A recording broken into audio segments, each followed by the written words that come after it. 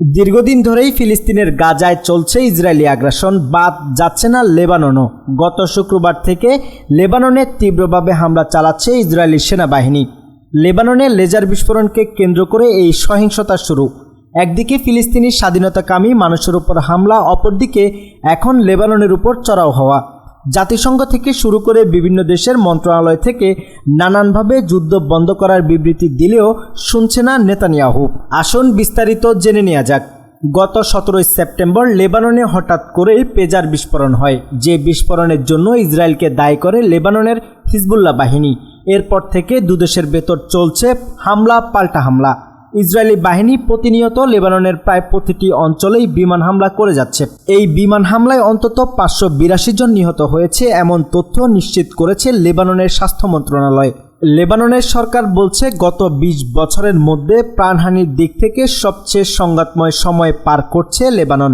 ইসরায়েলের এই আগ্রাসী হামলার ফলে অসংখ্য মানুষ হয়ে পড়ছে গৃহহীন। এছাড়াও হাজার হাজার মানুষ তাদের বাড়িঘর ছেড়ে পালিয়ে বেড়াচ্ছে।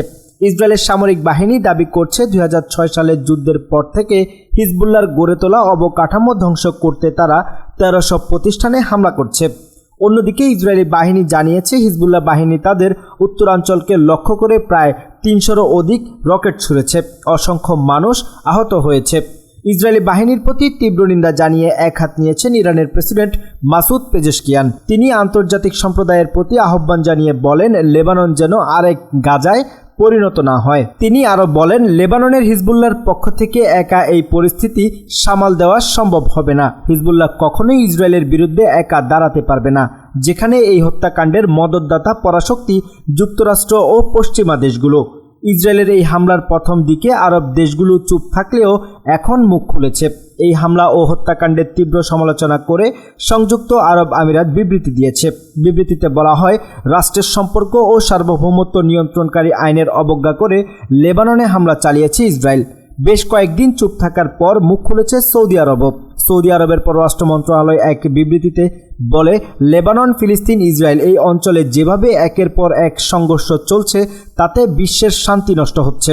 এভাবে চলতে থাকলে বড় কোনো যুদ্ধ হতে খুব বেশি দেরি নয়।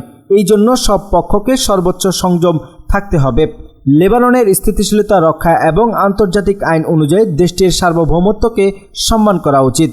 অপরদিকে আফ্রিকার অন্যতম পরাশক্তি মিশরও একটি বিবৃতি দিয়েছে। দেশটির পররাষ্ট্র মন্ত্রণালয় লেবানন এবং লেবাননের জনগণের প্রতি শোক ও সমবেদনা জানিয়েছেন।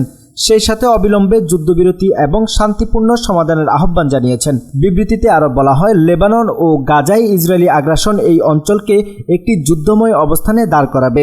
এখন দেখার বিষয়, ইসরায়েল কি তার আগ্রাসনের আচরণ থেকে ফিরে আসবে নাকি গাজার মতো লেবাননকে বিধ্বস্ত করবে।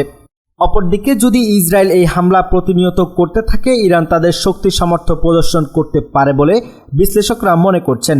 কেননা এই অঞ্চলে তীব্র যুদ্ধ ছড়িয়ে পড়লে ইরানের ভেতর এর কঠিন প্রভাব পড়তে পারে।